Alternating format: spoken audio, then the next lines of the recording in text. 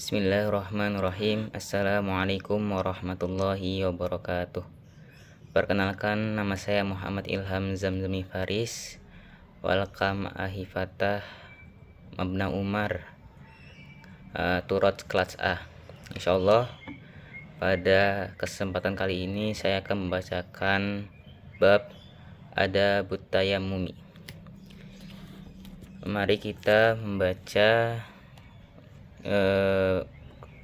bab Adabut Tayammumi dalam kitab Bidayatul Hidayah. Sebelumnya kita akan mengirim Al-Fatihah kepada pengarang kitab ini.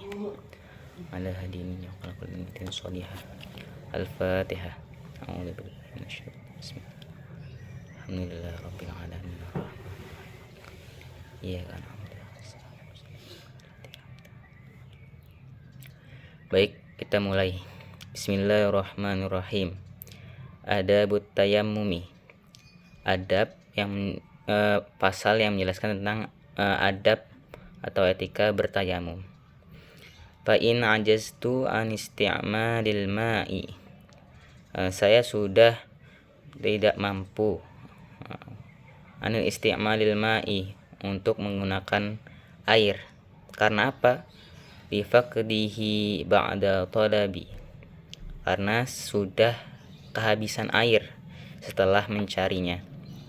Aw li'udhrin min maradin, ataupun mempunyai udur atau kekurangan atau udur, kerukhsatan, keringanan, min maradin, dari sakit, awil mani'i minal wusulil ilaihi, ataupun adanya sesuatu yang menyegah min wusuli ilaihi, dari untuk mendapatkan ilaihi, air tersebut. Untuk mendapatkan air tersebut itu ada sesuatu yang menyegahnya.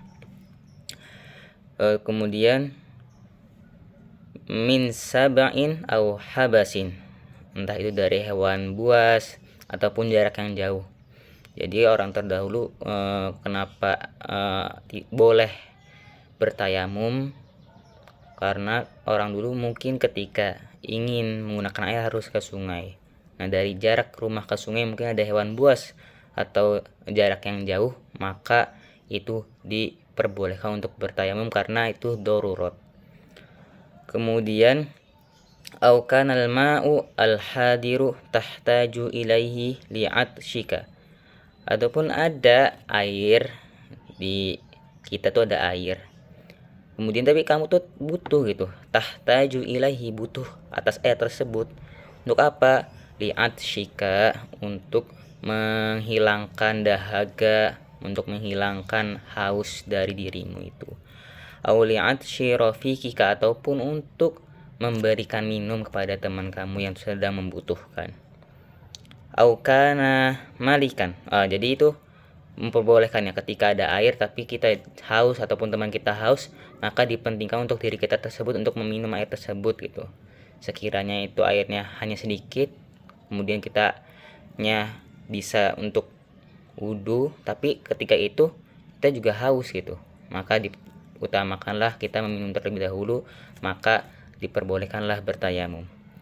Kemudian au kana malikan li ghairika, ataupun ada air tapi bukan milik kamu gitu. Au walam yabi' illa bi aktsari min tsamanil mithli, akan tetapi tidak dijual air tersebut kecuali dengan harga yang tidak normal gitu, mahal gitu.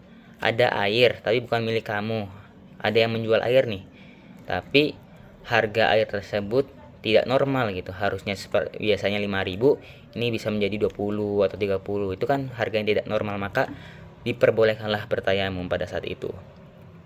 Kemudian au kana bika jarahatun au maridun, ataupun kamu itu lagi ada luka gitu, ada luka ataupun sakit, ketika terkena air itu apa? Takutnya takhafu minhu ala nafsika, kamu takut ketika luka atau kamu sedang sakit terus kita wudu dengan air, maka luka itu atau penyakit itu lebih parah gitu, ala nafsika, atas dirimu tuh lebih parah penyakitnya, maka diperbolehkan juga bertayamum. Fasbir hatta yadkhulu waqtul faridoti. Maka bersabarlah ketika kamu mengalami hal-hal yang di atas yang tadi saya telah jelaskan. Maka fasbir, maka bersabarlah hatta yadkhulu waqtil faridoh, sampai masuknya waktu sholat fardu. Kemudian summaksud sa'idan thayyiban alaihi. Kemudian bermaksud atau menuju sa'idan thayyiban, debu yang suci, alaihi turabu khalison, kemudian juga debu yang murni, tahirul lain, yang mana tidak kecampuran dengan apapun, tidak kecampuran dengan tepung, tidak tercampuran dengan sesuatu selain debu tersebut. Jadi benar-benar debu yang diperbolehkan untuk pertayamum adalah debu yang murni, belum ada campuran apapun. Kemudian fadrib alaihi bikafika, kemudian pukullah debu itu atau tempelkan tangan kamu ke debu tersebut, bikafika, dengan kedua telapak tangan kamu, bikafika doman baina asabi'aka, yang mana merata di antara setiap jari-jari kamu. Wa anwa istibahatul faridah sholata, maka ketika sudah bertayamum, istibahatul faridah sholata, maka diperbolehkanlah untuk sholat. Wamsah, jadi ini sudah masuk ke tata caranya tayamum. Tadi yang pertama itu sebab diperbolehkan tayamum. Kemudian sekarang kita sudah masuk ke tata caranya. Wamsah bihima wajhaka kulluhu marrotan wahidatan. Maka yang pertama tadi tepukan atau tempelan tangan yang pertama itu untuk apa? Membasuh, mengusap. Wamsah bihima wajhaka, usapkanlah kedua telapak tangan kalian itu ke wajhaka, ke wajahmu gitu.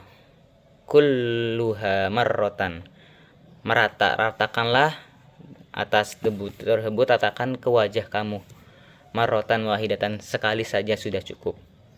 Wala tatakallafu isolul ghibari ila manabitis sya'ri khaffi au kasyafi. Dan juga tidak dibebani untuk, atau disarankan tidak melebihi mengusapnya itu tidak melebihi dari tumbuhnya rambut gitu. Jadi batasannya sampai tumbuhnya rambut sampai sini. Jadi tidak usah melebihi khaffi au kasfi, baik yang terlihat tumbuhnya rambut itu di mana sih, khaffi yang tidak terlihat atau kasfi yang terlihat. Jadi dikira-kirakan saja sekiranya rambut tumbuhnya di mana, oh sampai sini batasannya berarti itu. Kemudian summan za'a khatamaka, kemudian lepaslah cincin kamu dari tangan kamu. Wadrib dorobatan tsaniyatan, kemudian tepuklah debu itu dengan kedua telapak tangan kamu yang kedua kalinya. Mufarrijan baina asabi', yang diratakan di antara jari-jari kamu. Wamsah bihima yadika ma'a mirfaqika. Terus kemudian basuhan yang kedua tuh mengusap apa sih? Mengusap tangan sampai sikut-sikut kalian semua gitu. Fa illam tastawibuhuma, apabila kalian merasa belum rata untuk mengusap tangan sampai sikutnya, terus fadrib, maka tepukanlah kedua tangan kalian itu dorbatan ukhra, pada tepukan yang ke sekian kalinya, ila antastawa'ibahuma, sampai kedua telapak tersebut bisa meratakan telapak tangan sampai sikut. Kemudian summamsah ihda kafika bil ukhra, yaitu mengusap salah satu tangan kamu itu dengan tangan yang lain. Wamsah ma baina asabi'aka bitahlili wasabi fardhon wahidan. Jadi tayamum itu hanya berlaku untuk satu kali sholat fardu. Maka ketika sudah satu kali dilaksanakan sholat fardu, maka ketika pengen melaksanakan sholat fardu lagi, maka wajiblah bertayamum kembali. Kemudian wa ma syi'ta minan nawafili, akan tetapi kalau sholat sunnah mah ya terserah saja, bisa dipakai berkali-kali, beda dengan sholat fardu. Fa in aradta fardhon tsaniyan fa in sta'nafa lahu tayammuman akhar, yaitu jadi sama. Jadi kalau tayamum itu boleh dipakai bagi sholat fardu hanya satu kali kuotanya gitu kan. Nah kalau pengen melaksanakan sholat fardu berikutnya, maka bertayamumlah kembali seperti tata cara yang telah dijelaskan tadi di atas. Mungkin sekian dari saya, kurang lebihnya mohon maaf. Wassalamualaikum warahmatullahi wabarakatuh.